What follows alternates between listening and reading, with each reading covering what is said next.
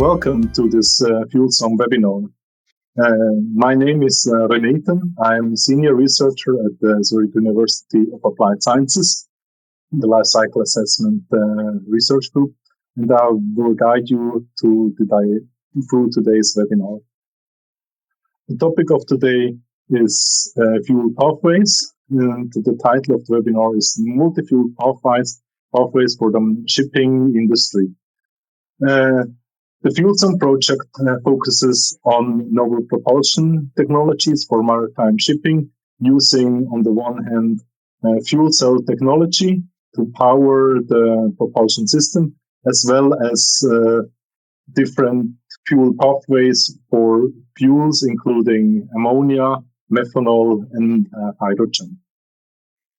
Today's presentation will be held by Jasmin Pfleger.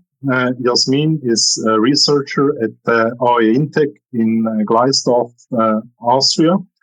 She was responsible for the work package 1 of the FuelSOME project, which focused on the different pathways for these synthetic fuels and developing a multi-fuel pathway explorer. After the presentation, there will be a Q&A. So if any questions arise during the presentation of Jasmin, please submit them, and we will then consider them for the Q&A session. So now with this, I think without further ado, we move on to the presentation by Jasmin. So please, Jasmin, tell us about the fuel pathways that you explored within the FuelSOME project. Thank you, René, for the kind introduction. And I will get right into the topic. So as René already said, it will be about multi-fuel pathways for the shipping industry. And I'd like to first go through the agenda. So I'm going to name the challenges that actually inspired us to take up this project work, then what the methodological approach was that we took in this case.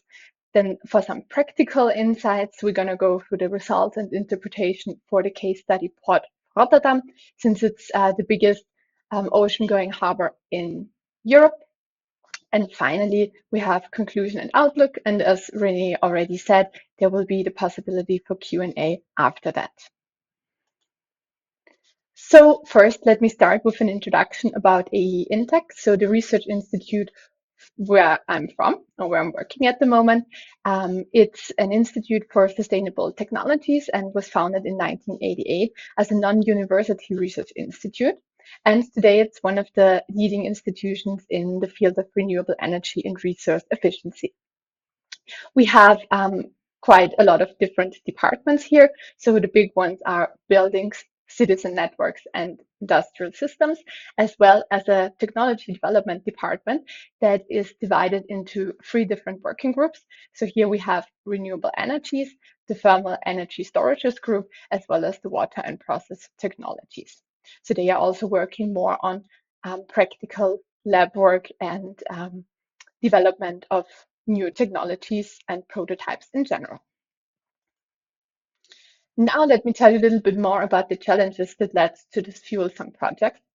So in general, the maritime industry is a significant contributor to global greenhouse gas emissions. And in 2018, they made up about 2.9% of all the emissions that were attributed to human activities.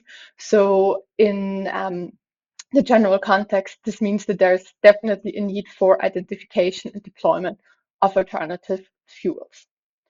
Who are the key drivers in this aspect? First of all, there's the International Maritime Organization, so the IMO, which has set very ambitious decarbonization targets. By 2050, it should be net zero. Generally, there's also advances in alternative fuel production technologies happening at the moment. And there's also always the need for cost-efficient and operationally viable fuel pathways, especially also for the shipping industry. What is the problem with this, though? The emerging fuels, for example, in this case, we were looking at hydrogen, ammonia, and methanol, have very complex supply chains, and current tools like typically techno-economic analysis or a life cycle assessment, cannot really model this adequately because they do not have a temporal resolution normally, and do not, in this case, then have the technical detail to have a specific look at the new pathways. And this then showed us the need for a flexible time-resolved framework that can actually robustly assess the feasibility of these new alternative fuel pathways, and then also support sustainability-oriented decisions. Let me tell you about the methodological approach now. And I would like to start with the SOFC, so the Solid Oxide Fuel Cell, as the propulsion system for ocean-going vessels. Because first of all, why is that interesting? On the right-hand side, you can see a depiction of an SOFC stack assembly. In a previous webinar on the SOFC, you will get more in detail into that, and you can have a look there how it works more specifically. But I will now just tell you about why we looked at it for this use case. So in general, they have high efficiency and low emissions. So it means that they can offer excellent energy conversion and in general, a reduced environmental impact, specifically if you use alternative fuels. In this multi-fuel system, there's fuel flexibility, so it can operate on different fuels, because multi-fuels means at different times it can operate on different fuels, not at the same time on different fuels. What the problem with this is that current norms and standards for fuels do not sufficiently cover the fuel requirements for SOFC yet. So this is something to be worked on. Some key implementation factors in order to use SOFC as the propulsion system would be the fuel availability, the cost, the size and weight in general, to have it in the ships, the safety, because of the new alternative fuels, and in general the marine operational requirements, because especially with salt water, etc., it is quite a harsh environment to operate any system in. But there is proven potential. There are some studies already that highlight the strong benefits of SOFC hybrid systems in energy use, and also for their cost and emission reduction. So there's already research that we can rely on in this case. And there are different integration options. So you have SOFC ICE hybrids and, for example, SOFC gas turbine systems that already show promising performance. What would it now mean for harbors if they actually introduced this alternative fuels for the shipping industry? Obviously, the infrastructure would need some updates. So in general, first of all, of course, the technical infrastructure. So you need to have specific storage tanks, pipelines, pumps, and dispensers. And this then comes with safe storage design requirements, because of course, these different fuels may have different safety requirements than the traditional ones. And so you have to make sure that on the one hand side, the fuel demand can be matched and the refueling frequency, of course, but also that while this is happening, leaks or spills are prevented. In this case, we also need to look at critical safety systems. So could be fire suppression and emergency shutdown equipment. It is already in place anyhow for traditional fuels, but like I said, maybe for these alternative fuels, you need to update those as well. Generally, since we have this multi-fuel approach in this case, and we have to integrate it with other technologies, it's very important that we have a careful design and optimization in this case to take all of that into account. And what are some of the key challenges still for the SOFC fueling stations is that they are high cost, they have a lower power density, and there's durability concerns because, of course, there's not yet that much practical examples available. But now I really want to get into the fuel pathways as described by the title of this webinar. So first of all, we started by defining the main components that a fuel pathway consists of. So you start with the raw materials, then you go to the fuel generation and industrial technology step. Then you have to transport it or store it or distribute it somehow. And at the end, it ends up in the powertrain technology, which is meant to say the SOFC stack in the ship, for example. In order to be able to research this in more detail, there were steps defined. Oh, I'm sorry. There were steps defined for all the different components. Specifically, you had the steps in the procedure, but then also the output and input streams that have to be taken into account here when dealing with this. And I just want to go through it for the first component, which is the raw materials. So basically here you have 3 steps. So you have the raw material generation, the transportation, and then the storage. And for each of them, for the output, you get on the one hand the raw material, but also you have losses and secondary products for each of the different steps. And as for the input, in the beginning, you need a source of carbon, hydrogen, nitrogen, and also oxygen, and of course energy to be able to generate the necessary raw material. Then for the transportation, energy, of course, is necessary as well, and fuel to be able to transport it. And then for the raw material storage, energy goes into it as well. For example, if you have to compress it, or in the case of hydrogen, you could store it in a gaseous state or in a liquefied state. And this then again, of course, takes energy.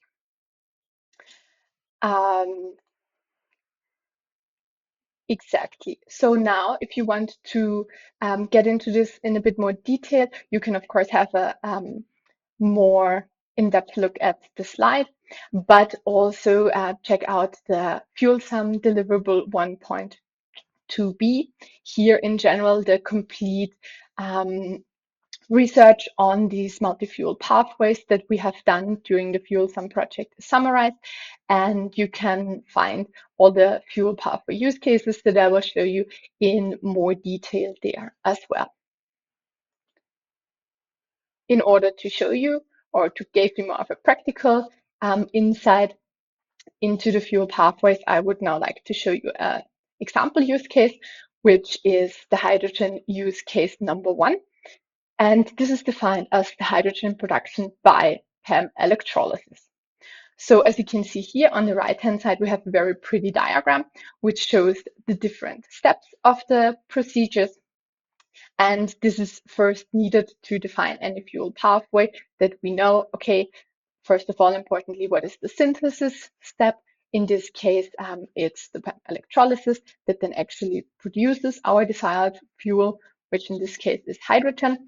And then what are the other components of the pathway that are necessary to be able to fulfill this hydrogen production and then finally deliver it to the ship.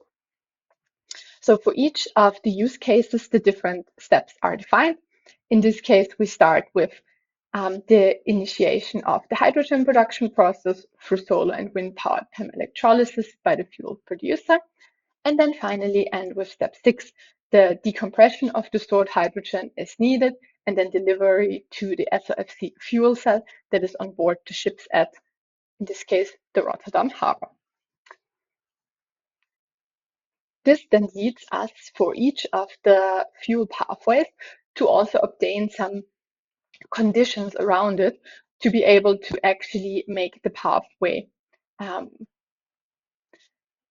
sustainable, usable, real. You can actually utilize the pathway. And first of all, we need to make sure that all the preconditions are met before anything in the pathway can happen. And this, for example, means that the fuel producer has operational wind and solar power facilities that can actually produce the hydrogen via PEM electrolysis, or also that a water purification unit is functional for the producing of the pure water that is required for the PEM electrolysis. If those are not met, then the fuel pathway cannot proceed. Then in general, we describe the main flow. So this means basically the main steps, as I showed you before, the procedure to arrive at the final product, at the delivery to the ship. And we also have to define some post conditions. So this means what conditions have to be fulfilled at the end of the main flow, at the end of the pathway, to say, okay, this was successfully done. And in this case, it means that the shipping company receives the hydrogen fuel from the harbor storage location as needed, and in general, and ensures a steady fuel supply for the shipping operations, and that the tanking time does not become, for example, too high, because that could have economic negative effects. And then as a last part, there's also acceptance criteria defined. So what does it mean that each of the steps is done successfully? And this could mean, for example, that the production of hydrogen via PEM electrolysis is achieved, and it is done using electricity generated from solar and wind power. And an analysis like this is done for all the different use cases that have been defined for fuel pathways for the three fuels, hydrogen, ammonia, and methanol. And this is then basically summarized as in the following. This is a different use case, in this case for ammonia, and more specifically ammonia production by ion exchange from wastewater. So we have again our very pretty diagram on the side, which makes it easier to understand the different input-output streams, as well as the main flow of the fuel pathway. And this here first shows us the principle on which the pathway, in this case the synthesis step, is based on. And in this case, for the ion exchange, is the principle that ammonium ions are positively charged and adsorb to the negatively charged zeolite surfaces and or anion exchange resins. And then in the second step, in a regeneration solution, the ammonia is then recovered at a high pH and high sodium in a second step. There's different technology requirements that have to be fulfilled in order to be able to operate in this pathway. And there also have to be defined inputs and output streams, as I have already told you, but this all comes from the definition of the various steps in the fuel pathway itself. And finally, there is also TRL, so a technology readiness level, given for each of the pathways, which basically shows the maturity of the technologies and how close it is to real life operation, basically. Now I want to give you a quick overview over the fuel production use cases that have been utilized in the Multi-Fuel Pathway Explorer tool, because we have not yet implemented all of the use cases defined in the possible fuel pathways for the FuelSOME deliverable 1.2b.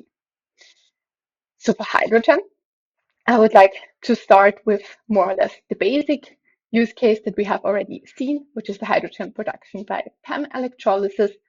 And for each of these use cases, different scenarios are also defined for the analysis of the case study. So basically for this one, the scenarios include that hydrogen is delivered in a gaseous or liquefied state, where liquefaction is a separate step that has to be taken and requires additional energy. And there's also the possibility to, in this scenario, work with a grid connection for the PEM electrolysis, so that it's not only based on PV production and therefore cannot operate during the night, but also it could be done in combination PV with battery, so that the battery can then help with providing enough energy during the nighttime, so that production of PEM electrolysis does not have to hold. This also has to do with sizing, because then if it can continuously operate instead of having to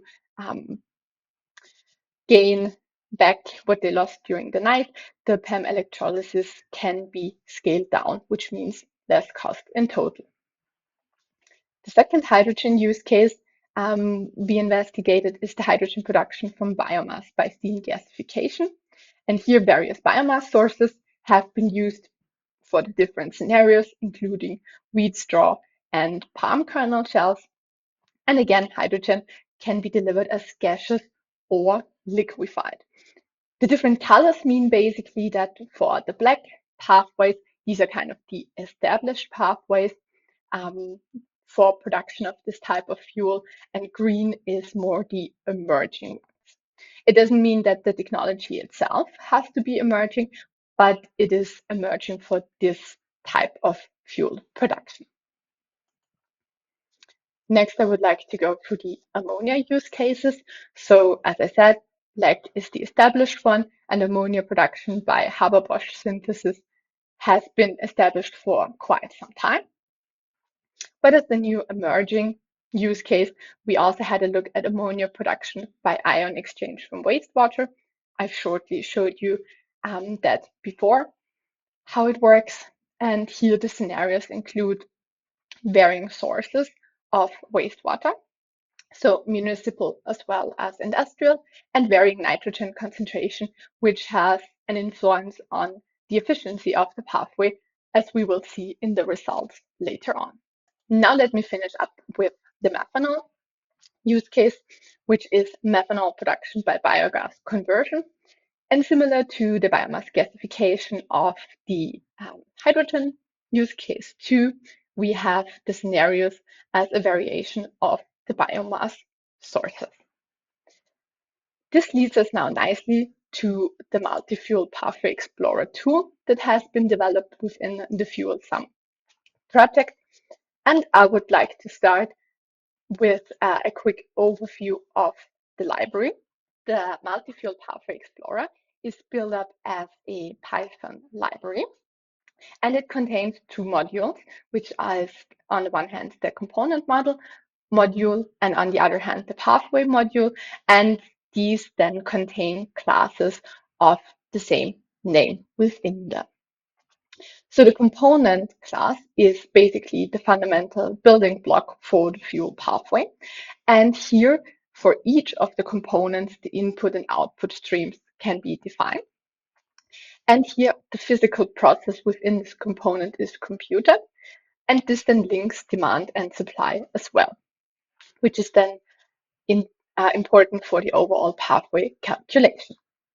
So here you can also see the different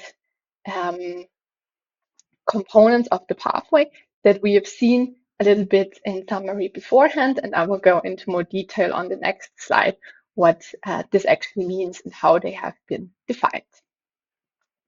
As for the pathway class, this is then the central part of our MFPE, and here the construction of the pathways and the interaction between the different components happens and is also defined. And here also the time-dependent fuel flow calculation happens. And at the end of this calculation, the KPI aggregation from the components is done in post-processing. And these are important for comparison of the different pathways and in general for assessing the feasibility of the pathway. And as the final part, we also have the parameter database, which is the most important input. And this is basically the backbone of the MFPE. And this is an SQLite database. And this contains all the parameters that have been defined within the fuel pathways beforehand. And the parameters have been researched in literature and the parameter database filled with their values.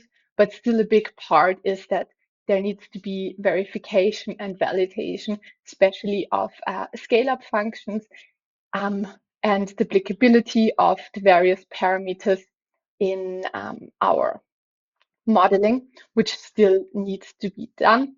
And as the research in these areas evolves, the database will also evolve and will be updated so that it will become more and more reliable with time. All of that information on the Multifuel Pathway Explorer can be found in more detail in an upcoming paper, a journal paper in the International Journal of Sustainable Energy Planning and Management, if you want to get into all the nitty-gritty technical details. And you can find it as well in the deliverable of FuelSOME 1.4b. But now let me tell you about the different components. I have put a small picture here on the top, so you can see to which part of the fuel pathway this component pertains. And we start with the transport, which in this case is done via pipeline. So you have different pipeline definitions for the different fuels. The diameter of the pipeline is assumed to be 12 inches for all of them, which then sees a different throughput depending on the fuel. And at first, it was scaled linearly to the needed throughput. But in this case, this then meant that the costs were overestimated and a better scaling method was needed, which is why we looked into different cost scaling methods. And one was developed based on the data presented by Khan et al. That discussed the scaling of costs in hydrogen pipelines. On one hand, depending on the pipe size and respectively also the throughput capacity. And this data was then fitted using a symbolic regression with PySci, and this yielded the following expression for the cost function. And here you have a parameter alpha fuel that is adapted depending on the fuel that is utilized. There was additional data used for ammonia and methanol to fit a similar curve for them as well and to then obtain these parameters. And this made the costs much more realistic. But like I said, validation and verification is still needed because a lot of the time, really big components like the ones that we need for this type of fuel pathway are not yet explored in a practical sense. Then we move on to the energy supply. So this is basically for the raw material and fuel generation step. And here PV has been integrated through the PV-lib library. That's also a Python library.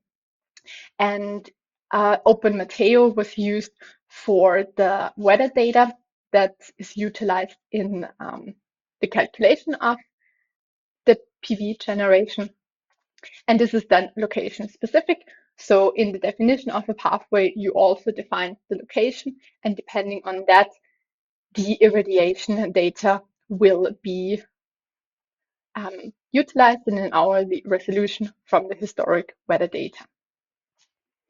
Then electricity from grid is used. It is assumed to be green electricity, and it has a buying price and a selling price in case that revenues are allocated for the PV, for example, in case of overproduction.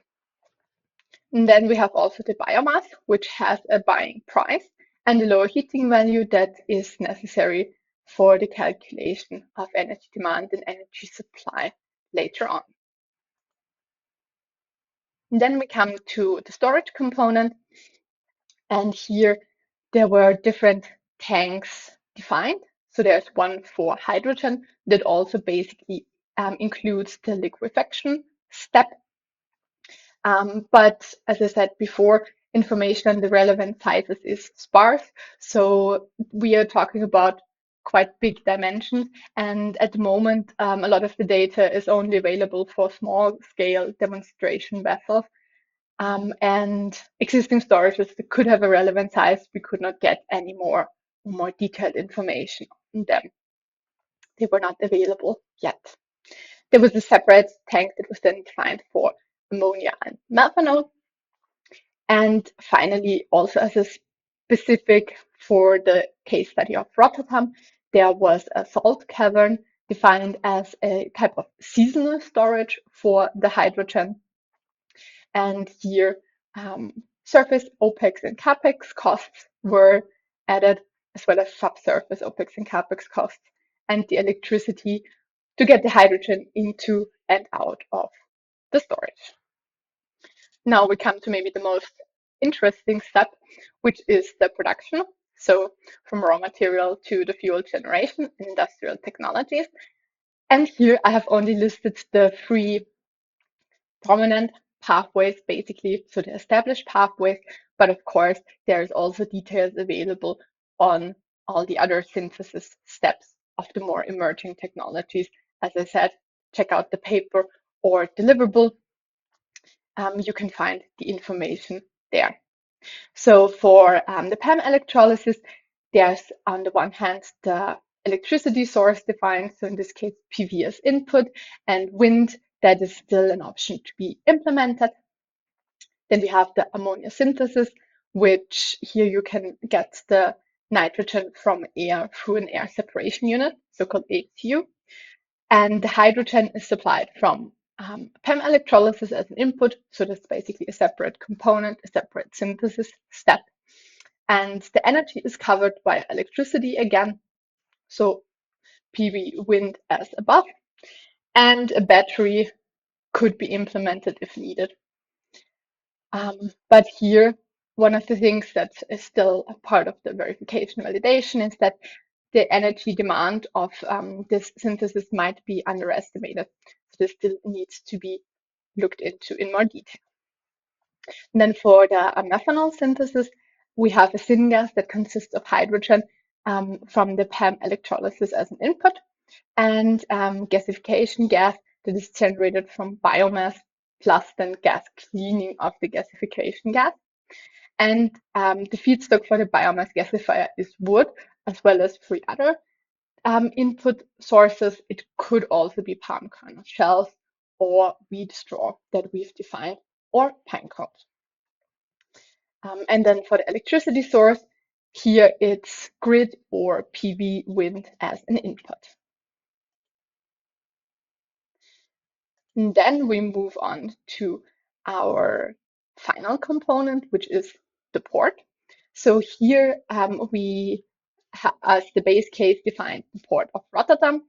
And there is a randomized ship arrival profile based on the mean number of ships per year. So that's what you can define as an input parameter, and also the mean propulsion energy that is needed to be tanked by a ship.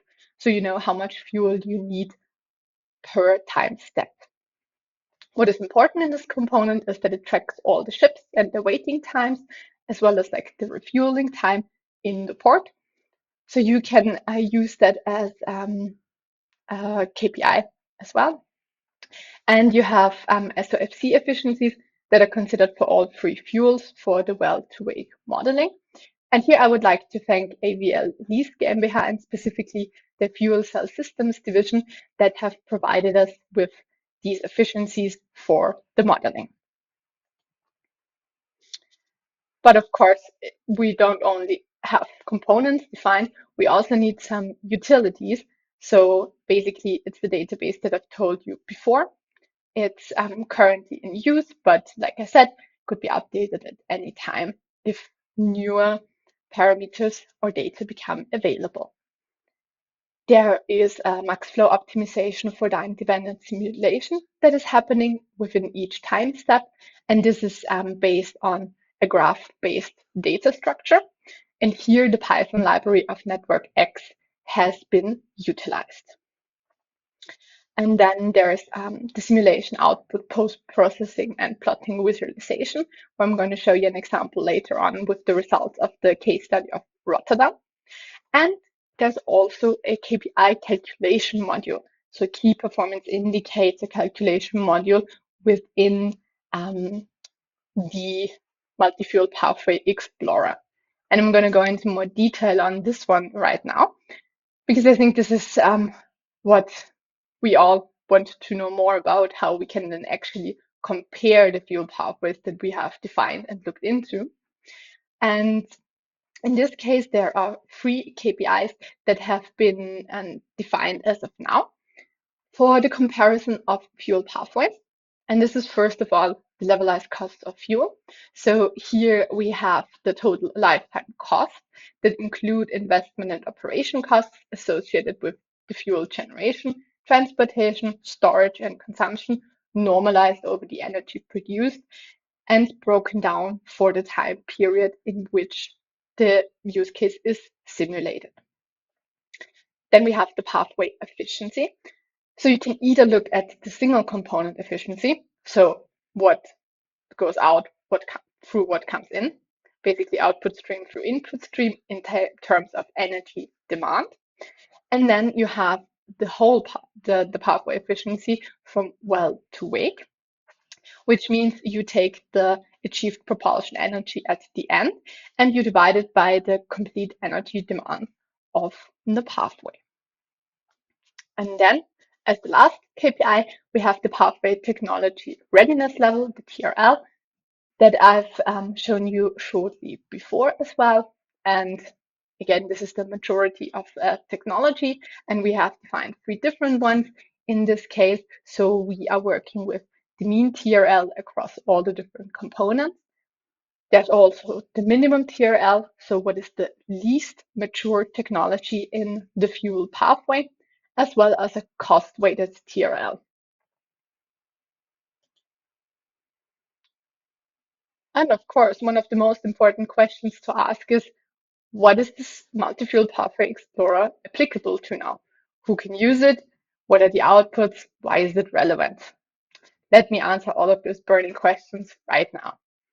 So first of all, it is done for the modeling, simulating, and designing of multi-fuel supply chains or fuel pathways. And what makes it easily applicable is that it has a plug and play manner. So you can really define the pathways and connect the components how you see fit in the beginning, of course, within reason. Otherwise, it would not give a reasonable pathway. And there's specific attention to capturing all the key elements of the supply. What makes it very detailed is the component level simulation. So you have the specification of each component that is available to the user in the beginning, and you have a high temporal resolution of 1 hour. And you can then use it to evaluate and compare the possible pathway variations through KPIs and the scenario analysis functionality. The outputs you get after simulation are, on the one hand, energy flows, storage levels, and production rates for a specified simulation time period. And you get that as Panda timeframes. So that's another type of Python library. And this makes it very easy to work with and then visualize the results or have some type of calculation with them if you wish to. There is also the level of demand satisfaction given. So can all the fuel demand of the ships be provided within reasonable time? The timers of tanking time, as I said, and seasonal trends. So typically now the simulations have been run through 1 year. So specifically, if you utilize something like the salt cavern for seasonal storage, this can really help you to visualize seasonal trends and then help you identify possible problems with sizing here, for example. And of course, the KPIs are also an output, the TRL and COF and well-to-wake efficiency. Why is it relevant? So it was developed to identify design bottlenecks, assess system reliability, and optimize component sizing and general fuel pathway design.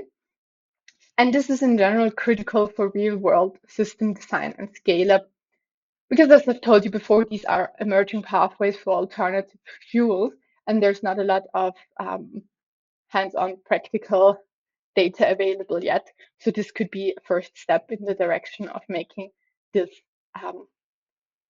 a possibility. How you can now actually use the MFPE. So it will be made available open source via GitLab, and the link will be attached in the webinar description. And we hope for, if you want to collaborate with us on this, please let us know. We're always open to that. And within this library, in this Python library, tutorials will be made available in the form of Jupyter notebooks. So as you can see here on the right-hand side, this is a Jupyter notebook for the hydrogen use case 1. So the PEM electrolysis for the scenario off-grid. So it only has a battery. And here you can see you start by importing the necessary components and the pathway class as well. You define the specific components that you need, you connect them within the pathway, and then you can already plot the graph of your fuel pathway to see if all of the connections have been made successfully.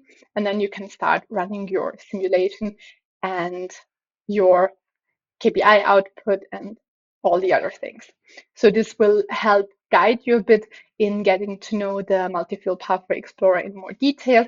And of course, there's also documentation available specifically for the different components as well, how they work in detail, what you maybe have to be careful about when utilizing them, etc. And now I've talked a lot about theoretical things. So let's get to something more practical and talk about the results and interpretation of the case study of the Port of Rotterdam. For this case study, we assumed that we would power or fuel 30% of Rotterdam's ocean-going vessels. And this then means that about 0.96 ships arrive and need refueling every hour. In this case, we have established a ship as a feeder vessel, so with a size of 10 megawatt installed propulsion capacity and at about 75% of average operational load, and for an average operating duration of 720 hours between refueling, which means that it's about 30 days of continuous operation. And this leads us to a need of 5,400 megawatt hours of propulsion energy per ship that needs to be tanked. And depending on the different type of fuel, of course, this also then means different sizes, volumes of fuels that are necessary because they have different types of energy density. Now we already come to the results of our case study. And in this case study of the Port of Rotterdam, we have utilized all the fuel pathway use cases that I've shown you before. So you can see them here below. A and B and C refer to the different scenarios that I've told you before, and G and L for the hydrogen stands for gaseous and liquefied. So in which state is the hydrogen available? And we have to be careful to divide between the electricity-based use cases, which for hydrogen is the PEM electrolysis and both of the ammonia use cases, and the biomass-based use cases, which is hydrogen use case number 2, as well as the methanol use case, because they have different system boundaries. On the one hand, it's the electricity generated by the PV, and on the other hand, it's the biomass input. Here you can see this is a nice summary slide, a nice summary graph of all the different KPIs. And let's start with TRL here on the top. And this shows you quite nicely that the lowest TRL, so the minimum TRL across all components, is at 7. So that means that is already at system prototype level and the technology has been demonstrated. So all of the utilized components are quite mature. As for the well-to-wake efficiency, we can see here that in general, the compressed hydrogen fares better than the liquefied one, because it means liquefaction is an additional step that requires energy. So the efficiency will be lower. And what we can also see is that in general, ammonia and methanol have better energy utilization. And we have quite high well-to-wake efficiencies for the ammonia by ion exchange for a high nitrogen concentration in the wastewater. So here, as you can see, the scenarios A to D refer to wastewater with increasing concentration. Increasing concentration means increased efficiency as well. When we take a look at the LCOF, so at the costs now, for the bio-based use cases, the methanol use cases provided by biomass gasifications are the least expensive ones. For electricity-based, it is hydrogen by PEM electrolysis, followed by ammonia by Haber-Bosch, so the more established technologies, and then quite close up after that is the ammonia by ion exchange. But here, as I've told you before, this is very dependent on the concentration of the feed water, of the wastewater. In general, what cost factors could be identified is that the synthesis steps are the most expensive ones. Then the hydrogen storage is in general less cost effective than ammonia or methanol. And if you take a look at it overall, the infrastructure, so the PV and pipeline, are insignificant in terms of cost compared to the other components. Key findings of this analysis include that methanol production by biomass gasification proved to be particularly promising due to its lower cost and high efficiency. And the potential of the ammonia scenarios using ion exchange technologies from wastewater due to the overall high pathway efficiency have quite a high potential, but they were then cost dominated by the exchange process and wastewater nitrogen concentration. As you can see here, the scale had to be adjusted to be able to show the costs for the ion exchange production from the lowest concentration wastewater, because it makes it that much more expensive.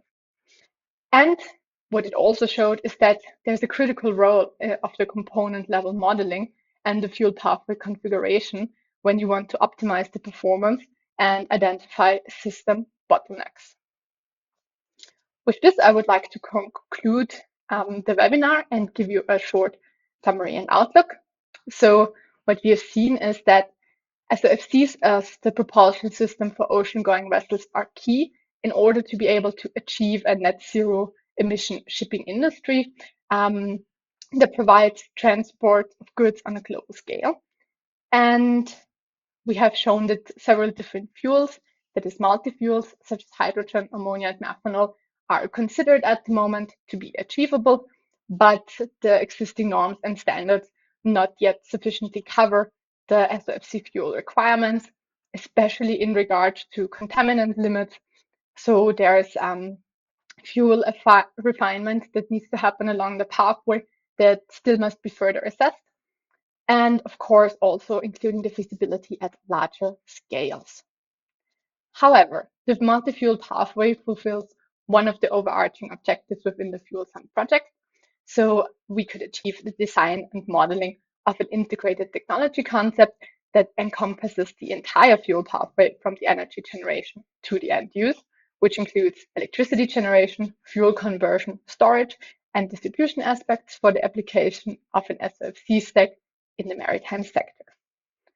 What the future work will now focus on is, as I've said before, the validation and verification of the model outputs, the extension of the component library in case there are new fuel pathways that could be interested or the system boundaries are extended, and of course also extension of the parameter database when new and better data becomes available, and finally the refinement of the parameterization and data integration methods. With that, I want to thank you for listening, and I'm now looking forward to your questions. Perfect. Thank you very much, Yasmin, for this comprehensive and very insightful presentation. Yeah, so we already received some questions for the Q&A, but it's still last call. If you have some questions, please submit them. The sooner you submit the questions, the more likely it will be that we will have time to answer them. So now moving on to the Q&A. I think one of the most raised questions was with regard to accessibility. And I think as far as I understand, this will be Jupyter notebook, and I think it will be linked. But could you maybe repeat how can we access this tool, the Multifuel Pathway Explorer? Of course. So it will be an open source Python library, and it will be made available on GitLab. So you can then download it from GitLab directly. And it will contain all the necessary modules as well as documentation. So if you want to know more about the different components, and also the tutorials. So the Jupyter notebooks are basically the use cases that we have defined for the case study Port of Rotterdam. And here you can then, it's like basically a follow along how to utilize the library, from how to import it, how to define the components, the pathway, how to run then the simulation, and how to process and output the results in different types of graphs, or if you just want to have a tabular summary, that's also fine. So you can use that as a guideline, basically, that shows you how the library works. Okay, thanks. Very helpful. Yeah, moving on, there are some more question of understanding and focus. So one question would be, um, how is this system with the SOFC and its connected pathways also applicable for retrofitting vessels or container ships? Yeah, at the moment, it is not planned to retrofit ships because it's potentially too costly to get into that. So for this, in the FuelSOME project, all the developed pathways are based on the design of new ships that already come factory made with the SOFC propulsion system. Okay. Then maybe connecting to this, there was also the question for which type and size of ship were the pathways modeled for? So in this case, we have done it for a so-called feeder vessel. So that's basically the smallest type of ocean-going vessel that you could look into, and we assumed 10 megawatt propulsion energy would be necessary here. A small ocean-going vessel in this case means that it can still take 300 to 1,000 containers on it. But there are much larger ocean-going vessels categories, and they are usually named after the biggest canal or waterway that they can go through. So you have the Panamax, and these are little other dimensions. They are a lot bigger, up to the biggest ones that can fit around 25,000 containers. But we have modeled it for the smallest, the feeder vessel. And if we want to apply it for larger vessels, we still have to validate if the component models then give reasonable results. And if that's the case, then we can also apply it to other categories of ships.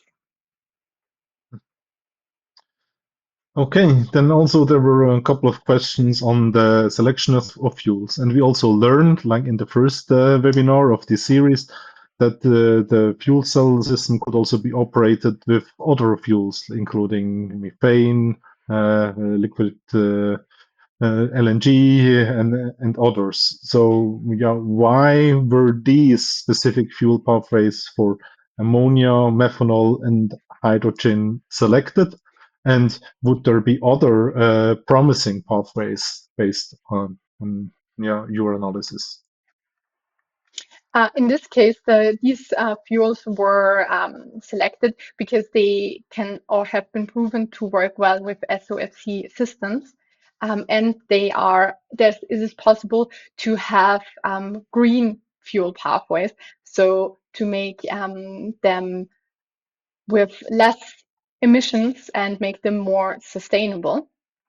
And we have only contained these three. Of course, you could look at other ones as well, but in this case, we have concentrated on hydrogen, ammonia, and methanol. Then there was also one question on like the time aspects. You mentioned that, for example, the weather data for the PV relies on historical data, and there are some dynamic aspects of the model. Could you elaborate what are the time dependencies and how of the model and how do these work? So in general, in this model, we have set a timely resolution of 1 hour, and this makes it applicable for the usage of renewable energy and also real world demand and supply cases. As you've mentioned, there is PV in there, and if you would just do, for example, a simulation time step of a week or a year, you don't get any effects of the PV in there because it will just do an average over the whole time, and you could not see any effects that, for example, PV sizing or the synthesis steps have on the fuel pathway. And this is especially important to have this timely resolution to be able to possibly identify bottlenecks on a technical scale and assess the feasibility of the complete pathway. Okay, yeah, maybe connecting this, then the time horizon would be like 1 year for the modeling, or does it also look in the fluctuations over 1 year, or does it also look in the future? Like, what's the time horizon? Does it do future predictions, or is it just like a current year? So it utilizes historic data. So there's no forecast weather data, for example, that we would use. But in this case, the timely resolution, so the time step is set at 1 hour, but the simulation period, you could do longer than 1 year as well. We have done it for 1 year at the moment to be able to also show the seasonal effects in this, but you could also do it for more years than that. That's one of the parameters that you can actually that you will define at the beginning of the fuel pathway calculation.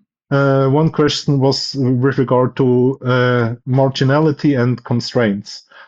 For some of the feedstocks that you presented, like biomass or wastewater, you have a very different level of on how constrained the availability of these feedstocks is compared to, let's say, wind or PV energy, which are also constrained, but yeah, on a different. Is this somehow considered, yeah, with regard to scalability? You also talked about this with regard to the pipes. Is this reflected on how constrained the different feedstocks and sources are? For some of them, yes. So specifically for example, the ion exchange, the ammonia synthesis based on ion exchange, it would be very site specific. So it would only be feasible if there's an industrial, an industry in the near vicinity, or there's municipal wastewater available with a high concentration of nitrogen to actually be able to do the synthesis. So you would need to take that into account. That is more for at the moment for the user to define if they select a location that they consider these aspects as well. And for example, for the biomass, we at the moment took biomass as various feedstock sources that is typically available in Europe, so that the transport is at the moment not considered within the MFPE, but it's one of the possible extensions for the future that will be looked into. But the idea was to utilize feedstock that is typically available within Europe. Perfect.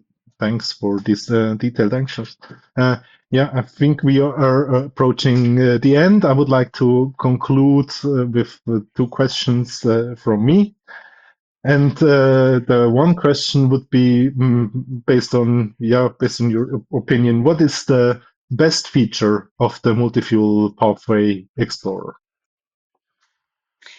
The best feature is that you can compare the different pathways based on the KPIs, and you can do that like I showed you the very nice graph that makes it very obvious and very easy to compare them, and that you have the possibility to extend it. So basically, anybody that uses the library can extend it, add additional components, extend the database as well. And it's basically not a done tool.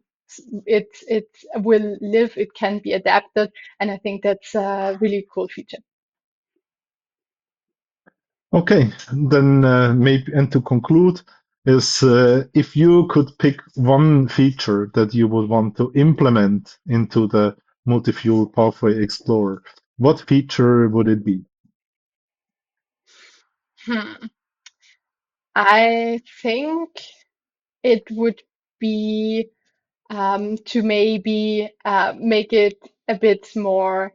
I mean, it's user friendly at the moment as well, but you have to have a little bit of background in programming to utilize it. It would be nice to have a drag and drop surface, basically, or a user interface where you can make the fuel pathway by placing the different components on there and connecting them graphically. Okay, perfect. I think that's good to conclude.